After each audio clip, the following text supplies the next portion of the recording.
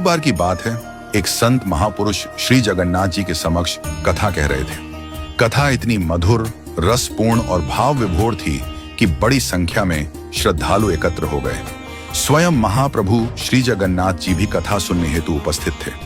कथा चल ही रही थी कि तभी एक भक्त एक भाव विभोर कीर्तनिया श्री नाम संकीर्तन करता हुआ वहां पहुंचा। वह भक्त हृदय से उछलता कूदता, नाचता गाता हुआ आ रहा था। वह न तो यह देख रहा था कि उसके पांव कहां पड़ रहे हैं, न यह कि वह किसके बीच से गुजर रहा है। वह तो केवल नाम, भाव और प्रेम में लीन था। कथा का गंभीर प्रसंग चल रहा था। कुछ श्रोताओं को उसकी आवाज खटक गई। उन्होंने उसे डांटते हुए बाहर कर दिया। अरे बाहर जा, तू कथा सुनने नहीं दे रहा। और जैसे ही उन्होंने उस भक्त को बाहर निकाला, गर्भगृह में विराजमान श्री जगन्नाथ जी ने अपने कपाट बंद कर लिए। पूरा परिसर स्तब्ध रह गया। घबराकर सबने महाप्रभु से प्रार्थना की, प्रभु यह क्या हुआ? तब भीतर से महाप्रभु की वाणी आई, तुमने जिसे बाहर कर दिया वह मेरा परम प्रिय भक्त था। वह कई दिनों से निरंतर नाम संकीर्तन करता हुआ भूखा प्यासा मेरे दर्शन को आ रहा था। उसके पैरों में छाले पड़ गए थे, आंखों से अश्रु बह रहे थे। उसकी बस एक ही इच्छा थी कि मेरे द्वार तक आते आते भी मेरे नाम का संकीर्तन न छूटे। वह अंतिम क्षण था जब वह मुझे देखकर मुझ में विलीन होने ही वाला था, और तुमने उसे बाहर कर दिया। श्रोताओं ने कहा, प्रभु कथा चल रही थी, उसमें व्यवधान नहीं होना चाहिए था। तब महाप्रभु बोले, कथा तुम मुझे ही सुना रहे थे ना, तो कथा बाहर जाकर करो।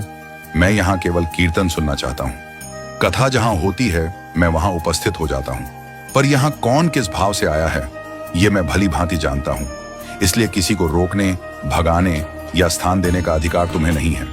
महाप्रभु आगे बोले, मंदिर में पुजारी जो भी करते हैं वह मेरी आज्ञा मानकर समझो। वह अगर किसी को डांटे, किसी से पैसे मांगे, तो सोचो मैं तुम्हारा अनहितकारी धन निकलवा रहा हूं। तीर्थ में यदि कोई तुमसे पैसे मांगे तो समझो ठाकुर जी तुम्हें कुछ त्यागने का अवसर दे रहे हैं। ऐसे धन का त्याग तुरंत कर दो। वह धन जो तुम्हारे अहंकार, मोह या पाप में वृद्धि करे, उससे मुक्ति पाना ही श्रेयस्कर है।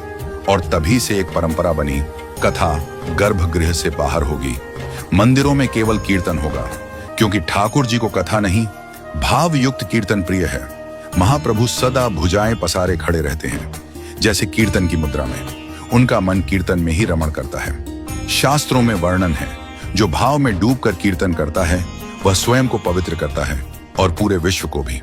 आप सोचते होंगे कि महाप्रभु स्वयं कीर्तन में नाचते हैं, पर सच ये है कि जब हम हरे कृष्ण कहते हैं तो ठाकुर जी हमारा नाम लेते हैं। जो उनका नाम लेता है वे उसका नाम गाते हैं।